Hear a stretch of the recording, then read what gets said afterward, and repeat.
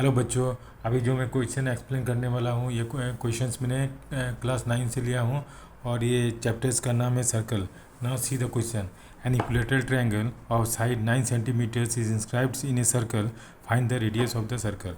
अब देखिए क्वेश्चन में क्या बोल रहा है कि क्वेश्चन में बोल रहा है कि कोई एक सर्कल है, मान लीजिए ये एक सर्कल है और बोलता है एक इक्विलेटरल ट्रायंगल इसके अंदर में ड्रॉ किया हुआ है, मतलब इंस्क्राइब किया हुआ है।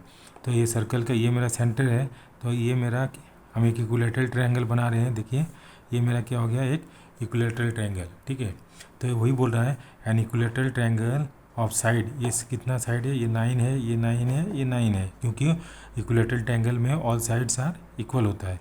Is inscribed in a circle, तो क्या ये सर्कल के अंदर में है, तो find the radius of the circle.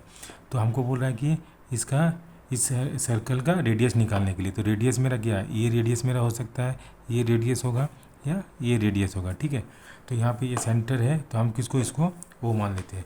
ये हमारा ड्राइंग्स में इतना दिया हुआ है, देखिए इतना मतलब क्वेश्चंस में दिया है। तो क्या करते हैं कि हम मान लीजिए ये मेरा ट्रायंगल ए है, ये बी और ये सी इक्विलेटरल ट्रायंगल है। तो क्या करते हैं, सेंटर से हम क्या एक परपेंडिकुलर ड्रॉ करते हैं, तो क्या ये एक तरह से कॉर्ड हो गया, तो क्या इसको ये 90 डिग्री में बाइसेक्ट करता है, ये पता है। और ये क्या हम इसको डी मान लेते हैं ना, अकॉर्डिंग टू द क्वेश्चंस। आपको ये मेरा क्या है, इक्विलेटरल ट्रायंगल है, तो आपको पता है area of an equilateral triangle equal to क्या होता है, is equal to √3/4 side square. ये आपको पता है। अब ये क्यों लिखे हैं आपको बताते हैं। देखिए जब ये मेरा इक्विलेटरल ट्रायंगल है, तो यहाँ से ये यहाँ से रेडियस है, ये यहाँ से रेडियस है, ये यहाँ से रेडियस है। मतलब क्या है कि ये जो इक्विलेटरल ट्रायंगल है वो कितना भाग में डिवाइड हो रहा है, 3 भाग में, 3 एरिया में डिवाइड हो रहा है, जिसका वैल्यू सेम है। तो मतलब area of an equilateral triangle is equal to कितना हो गया, 3 इंटू एरिया ऑफ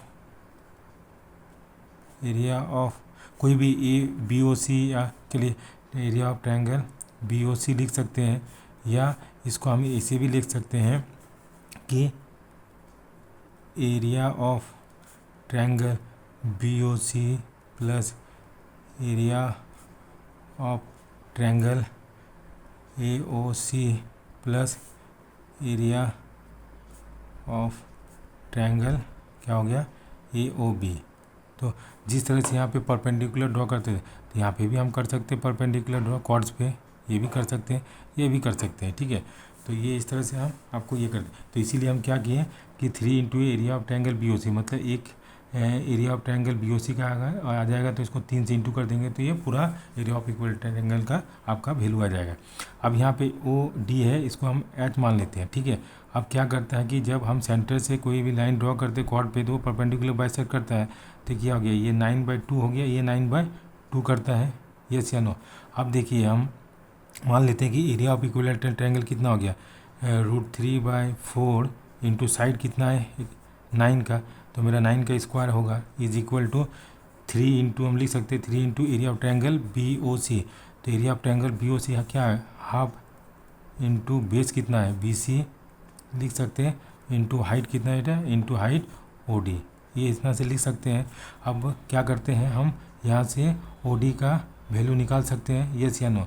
तो देखिए यहाँ पे √3/4 इंटू 9×9 = 81 लिख सकते हैं, is equal to 3 into half into B C का वैल्यू कितना है, बी सी का आपका 9/2 या कितना 9 है, इंटू एच ओ डी का एच। तो यहाँ से हम इक्वेट करके हम क्या निकालेंगे, एच का वैल्यू।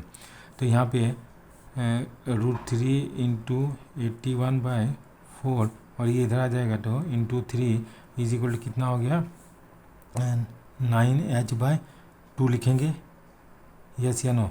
तो अब यहाँ पे 9h इज इक्वल टू कितना हो गया, √3 इंटू 81 इंटू 2 बाई क्या करेंगे 4 इंटू 3 लिख सकते हैं। तो देयर फोर एच का वैल्यू कितना होगा, H equal to √3 into 81 into 2/4 into 3 into 9 लिख सकते हैं। Therefore h equal to how much, 9 9 जा 81, 2 2 जा 4, यस या नो। अब यहाँ पे देखिए ये कितना, ये कटेगा तो यहाँ कितना, सॉरी यहाँ पे 3 3 जा 9 होगा, तो मेरा कितना बचा, h इक्वल टू, h का वैल्यू मेरा कितना आ गया 3√3/2। तो मेरा h का वैल्यू यहाँ से निकल गया। अब देखिए जब मेरा h का वैल्यू निकल गया तो हम यहाँ पे ये ट्रायंगल ले सकते हैं ODB, इन ट्रायंगल ODB, ये क्या है, एक राइट एंगल ट्रायंगल, ये 90 डिग्री है। तो हम क्या लिख सकते हैं, that is BO square is equal to क्या लिख सकते हैं, OD square plus BD square लिख सकते हैं, यस या नो। तो कितना हो गया, BO square is equal to OD का वैल्यू कितना हो गया, OD का h का वैल्यू कितना है, 3√3/2 का होल स्क्वायर लिख सकते हैं, यस या नो। अब प्लस BD का वैल्यू कितना है, BD दैट इज़ 9/2 का होल स्क्वायर लिख सकते हैं। अब हम क्या करते हैं, इसको इक्वेट करते हैं, तो कितना 3 3 जा 9, तो 9 जा 27/4 लिख सकते हैं, प्लस कितना हो गया 81/4 लिख सकते हैं, दैट इक्वल टू, यहाँ 4 आ गया, 4 आने के बाद कितना हो गया, ये 27 प्लस 81 आ गया, दैट इज इक्वल कितना हो गया 104/4 लिख सकते हैं, यस या नो। अब यहाँ पे कितना 4 से 4 2 जा 8 लिख सकते हैं, 4 2 जा 8, 4 2 जा 8 और 7 4 जा, सॉरी ये आपका 108 आ गया ना, 108 आ गया, तो 7 4 जा 22 27, तो मेरा कितना गया, BO का होल स्क्वायर का कितना वैल्यू आ गया मेरा 27। देयरफॉर मेरा BO का कितना वैल्यू हो गया, दैट इज 3√3।